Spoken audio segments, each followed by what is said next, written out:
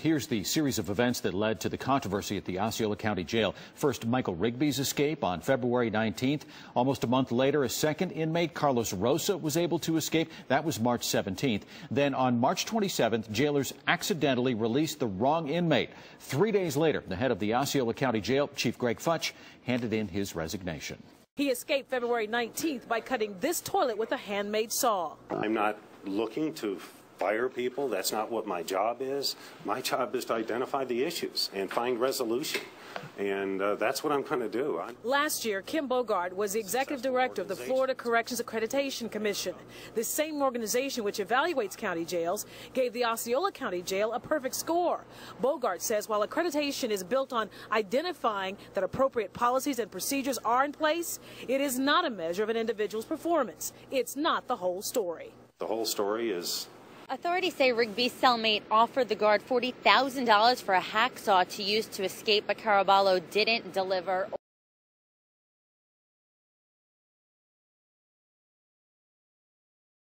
It's hard to imagine that Hollywood hasn't jumped all over this. You would think it would be box office gold because it's part Spartacus and part Braveheart and part Amistad and part Glory with a little bit of Dances with Wolves thrown in. A story decades long of oppression and freedom fighting. I don't understand why there hasn't been more attention to Osceola County. We have an agenda before us. It's available if you need a copy of it. On the agenda, it just says Michael Rigby will be punished. It's overlooked not just by filmmakers. It's not well known in popular culture, and in fact, it's been overlooked by historians of slavery, if you can believe it. In the early 18th century, two groups in particular fled the colonial South into Spanish Florida, into the Everglades. One of these groups were Seminoles, who were migrating from the various colonies, just trying to avoid white encroachment, basically, trying to move someplace that white colonists weren't. And the other group was runaway slaves. People who were fleeing and trying to create a free life for themselves. Both were welcome in Florida, and in fact, the Spanish crown offered runaway slaves their freedom if they would defend the land for the crown, for the Spanish. So a mixed society emerged in the Everglades of intermarriage, family intermingling between these runaway slaves and the Seminoles. Kissimmee is a destination within a destination, located only minutes away from Orlando's world-famous theme parks. But there's so much more to experience here. Kissimmee is a place with discoveries as diverse as your mind can dream.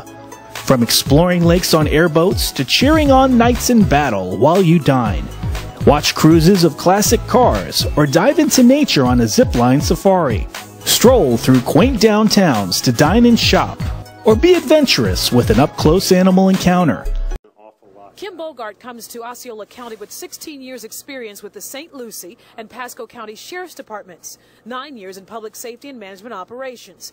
But his key objective as Osceola County's interim jail director is to access jail operations. And the areas that I'm looking very closely at are going to be security, facilities, investigations, personnel, policies and procedures, and programs, and evaluate those. Only time will tell what happens. Get your soul covered in the blood of the Lamb and your name in the book of life. You're going to spend a lot of time in prison. The only thing promised to life is death. It's the only thing that's promised to life.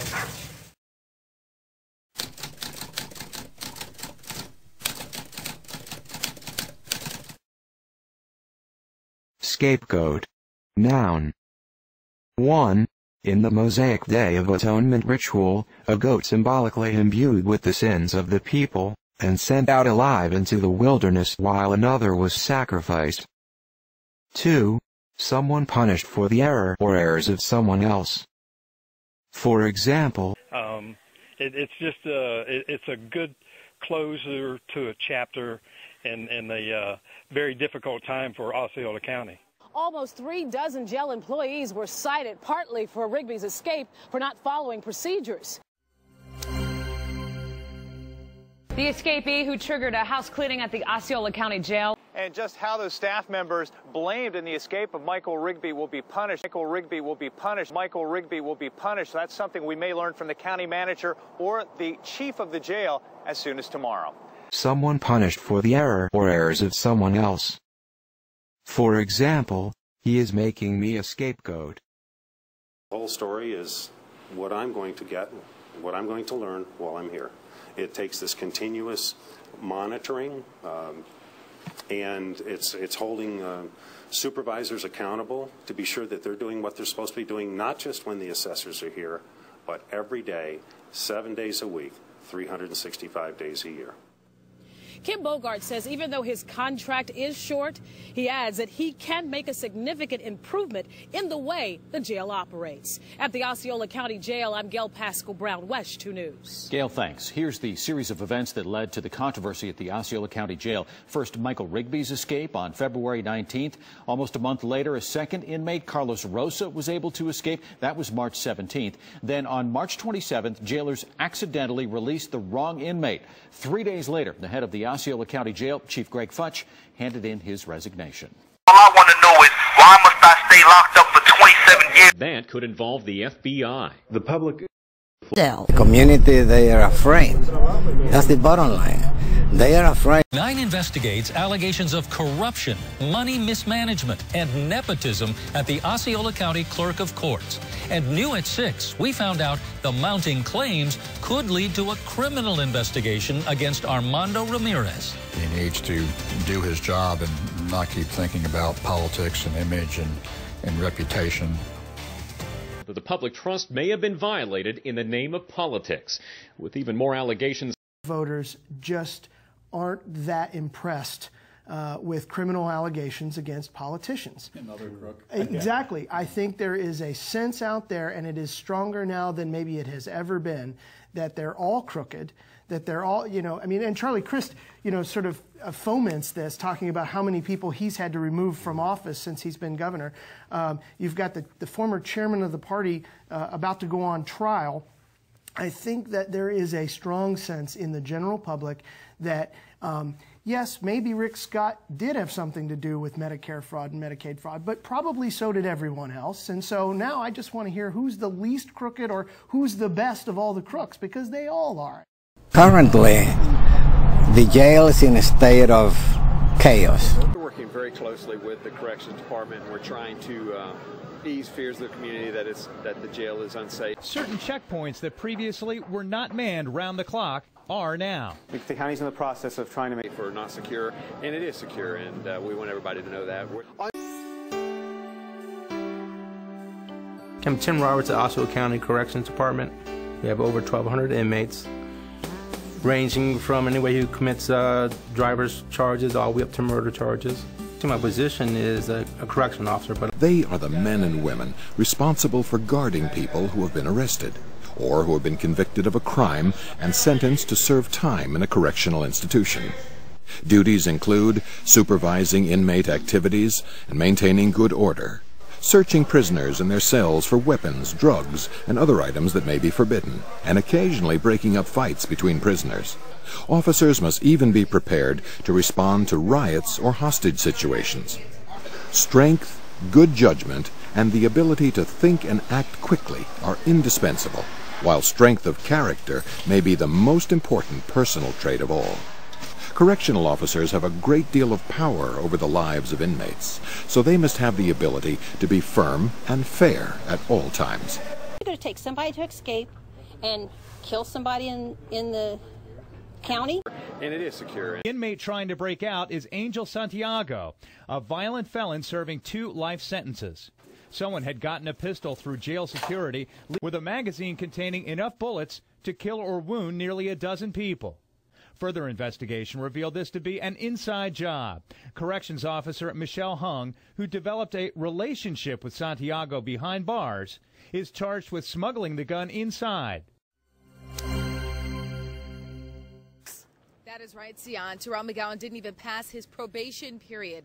30-year-old McGowan actually was arrested on Sunday night, charged with possession of marijuana and possession of drug paraphernalia, according to the Osceola County Sheriff's Department.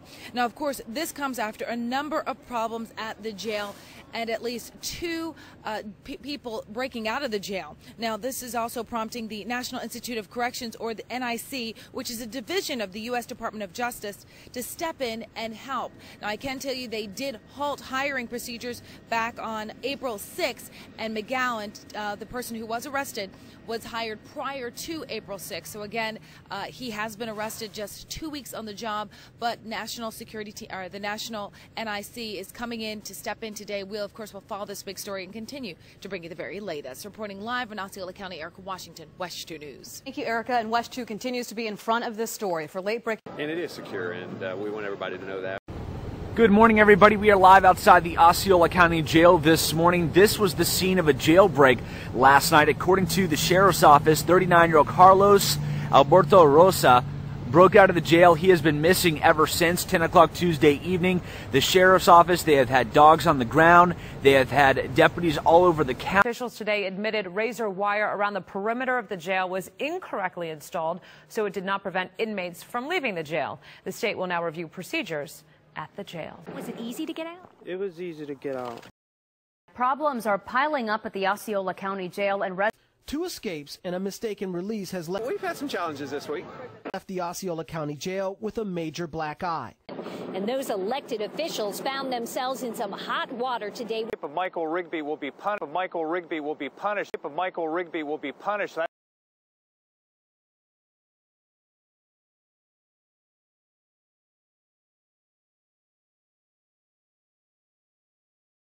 Going to adjudicate you guilty of the charges, sentence you to 22 years in the Department of Corrections with credit for 473 days time. So indicated, I'm going to designate you as a habitual felony offender.